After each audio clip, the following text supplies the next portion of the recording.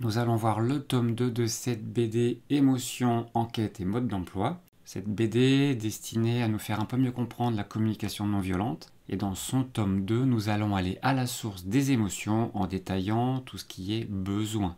Toujours dans une approche ludique et interactive, son auteur va nous inviter à mener une enquête personnelle pour découvrir les racines de nos émotions et comprendre l'importance de nos besoins cachés.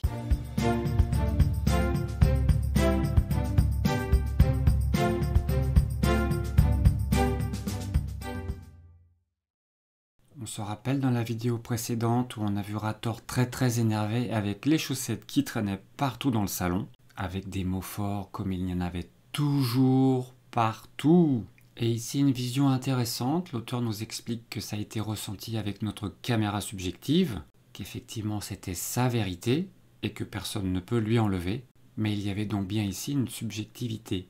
Alors ce qui va être proposé, c'est d'embarquer une caméra objective pour observer les choses. Et on va prendre encore une fois de la hauteur. Elle prend l'exemple d'un film que l'on pourrait regarder en étant très objectif, en se contentant de constater ce qui se déroule à l'écran, avec par ailleurs une partie plus subjective où on pourrait commencer à essayer de comprendre ce qui se cache derrière ce que l'on voit. Alors on va commencer à essayer de creuser du côté des besoins réels. Effectivement, Rator reste sur ce besoin qui était que les chaussettes soient rangées. Mais on va gentiment essayer de l'emmener sur le terrain des émotions pour savoir s'il était agacé, exaspéré ou d'autres choses. Quel était son besoin derrière ce besoin apparent de rangement. Et le but va être d'essayer d'aller au-delà de ce besoin premier pour voir quels étaient le ou les besoins cachés derrière cette envie de chaussettes bien rangées. Et pour ça, ce qui va nous être proposé ici, c'est d'aller voir son jardin intérieur, ce qui nous est propre. Et là, pour le coup, on est réellement tous différents. On va voir un extrait d'une liste sur tous les besoins que l'on peut être amené à ressentir. Ces besoins qui sont des forces motrices au service de notre épanouissement. Toute une partie bien sûr autour de la survie, les besoins primaires, que ce soit d'avoir un abri, un niveau de chaleur suffisant, bien sûr de la nourriture, de l'hydratation, et aussi du mouvement, de la lumière. Et oui, ce sont bien des besoins de survie qu'on oublie parfois. Et puis dans cette liste, on va aussi retrouver des choses comme l'intégrité, à travers l'affirmation de soi, l'authenticité, le fait de pouvoir d'être libre de choisir, d'être respecté, etc. Et ça permet de préciser pour Rator ses vrais besoins cachés derrière ces histoires de chaussettes. Dans son jardin intérieur, il y a une notion d'ordre, mais aussi de beauté et d'harmonie. Voilà, c'est pas la première fois qu'on peut disposer d'une liste comme ça pour aider à préciser ce que l'on ressent, et c'est réellement utile de poser des mots sur notre ressenti intérieur. Car après, cela va nous aider à avancer en se posant ce genre de questions. Parce que les chaussettes, c'est bien beau, mais pour son jardin intérieur, pour son cas, comment étancher sa soif d'ordre, de beauté et d'harmonie? Eh bien, l'idée, c'est d'imaginer 2 à 3 choses qu'on pourrait faire pour avoir plus d'ordre, de beauté et d'harmonie dans sa vie. En faisant le parallèle avec le jardin intérieur, c'est comme ça qu'on va pouvoir nourrir notre sol, notre terrain. Donc par exemple, dans son cas, elle pourra ranger son ordinateur, par exemple, éviter qu'il y ait des fichiers partout sur le bureau, etc., etc. Pour la beauté, elle pourra aussi tout simplement aller voir un coucher de soleil. Et après, il est probable qu'elle verra les chaussettes autrement, voire même plus du tout. Il y a un petit paragraphe sur le fait de grandir, où elle nous rappelle qu'en étant bébé, nos besoins sont comblés par les adultes. Et elle nous dit que peut-être que grandir, c'est apprendre à reconnaître ses besoins et savoir s'en occuper soi-même. Bien maintenant, on va se préparer à faire une demande. Et là, l'idée, c'est de voir que la personne en face est comme nous, elle a son jardin intérieur avec ses propres besoins. Et en général, pour beaucoup d'entre nous, nous avons un besoin de contribuer et aussi un besoin de participer à rendre quelqu'un d'autre heureux. Donc la première clé sera de s'adresser à la part de l'autre qui a envie de contribuer à notre bien-être. Et la deuxième clé, c'est d'avoir conscience de l'énergie à partir de laquelle on va faire la demande. D'ailleurs, l'idée, c'est pas de se brancher sur ces fameuses chaussettes qui traînent, mais plutôt de se souvenir d'un moment où nos besoins étaient pleinement nourris. Et là, elle nous propose une carte bien utile pour essayer de comprendre comment cheminer à travers tout ça.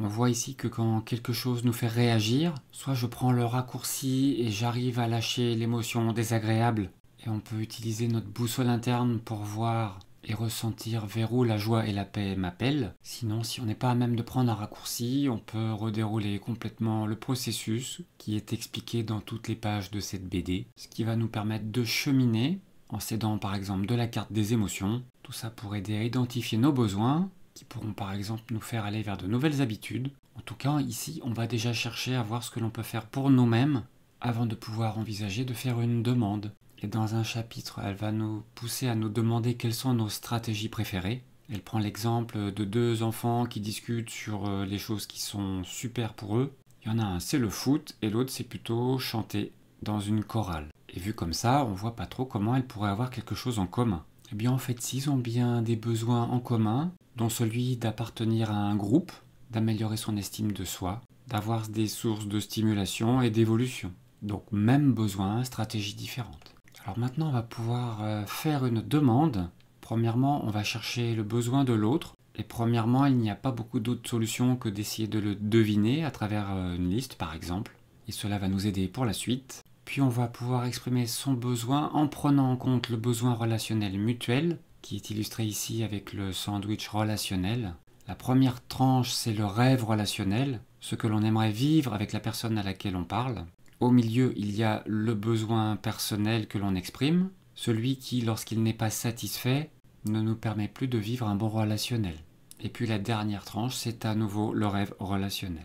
On n'oubliera pas de vérifier la connexion régulièrement, déjà et avant tout en commençant par chercher à savoir si c'est le bon moment pour discuter. Et on peut aussi demander à la personne en face de reformuler ce qu'il a compris. Bien sûr, tout ça demande de la pratique pour que ce soit fluide, avec plein d'humanité et d'amour, sans utiliser des grosses phrases toutes faites. Il faut que ça parte vraiment du cœur. Puis on va voir comment accueillir un non. Elle va prendre l'exemple des arts martiaux, et je trouve ça assez parlant. Déjà, premièrement, il s'agit d'éviter les attaques. Quelque part, on peut ou on doit s'attendre à un non.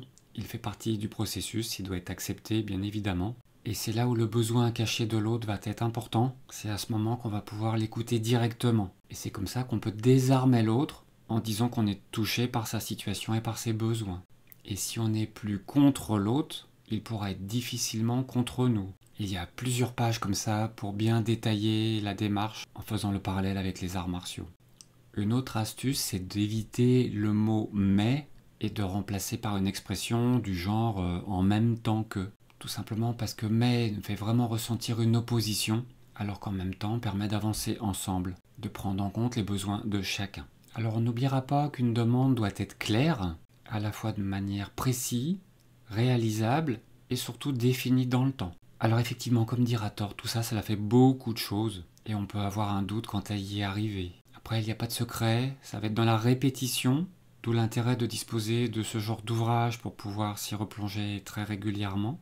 Il y a aussi une notion de petits pas, difficile d'imaginer de tout faire d'un coup et d'y arriver parfaitement. Et puis une chose très importante, il y a la notion de posture, car n'oublions pas que tout partira de nous déjà, de nos propres besoins, d'arriver à les satisfaire par soi-même sans toujours compter sur les autres. Donc c'est vraiment une posture globale, et y compris une posture physique aussi, qu'elle démontre bien dans sa BD. En tout cas, l'idée maîtresse dans tout ça, c'est de reprendre notre pouvoir. On est tous au fond de nous un super-héros ou une super-héroïne. Elle prend un exemple où une personne attend beaucoup d'une autre et elle finit par se rendre compte qu'elle lui a donné beaucoup de pouvoir à travers cette attente qui en fait ne lui appartient pas. Puis après, elle va le reprendre tout le processus d'une manière détaillée pour voir comment Rator s'en sort avec ses chaussettes. Elle va commencer par vérifier la connexion, essayer de savoir si c'est bien le moment de pouvoir discuter. Seulement voilà, vu les étapes précédentes, a priori, maintenant ou plus tard, ça paraît très difficile sur ce sujet délicat. Et donc elle va dérouler comme ça, dans toute cette BD, cette partie, les exemples pour arriver à rétablir une connexion. Rétablir une connexion en étant de cœur à cœur avec chacun ses besoins. Et effectivement, ça finit par bien fonctionner. Mais bien sûr, parfois on peut avoir des émotions qui nous submergent, être coincé par rapport à certaines réponses. Donc en tout cas, dans ce tome 2, on a déjà une liste de compétences très importantes à développer. Et il y aura un tome 3 pour étudier les différentes parts de soi. Voilà pour le résumé de ce tome 2.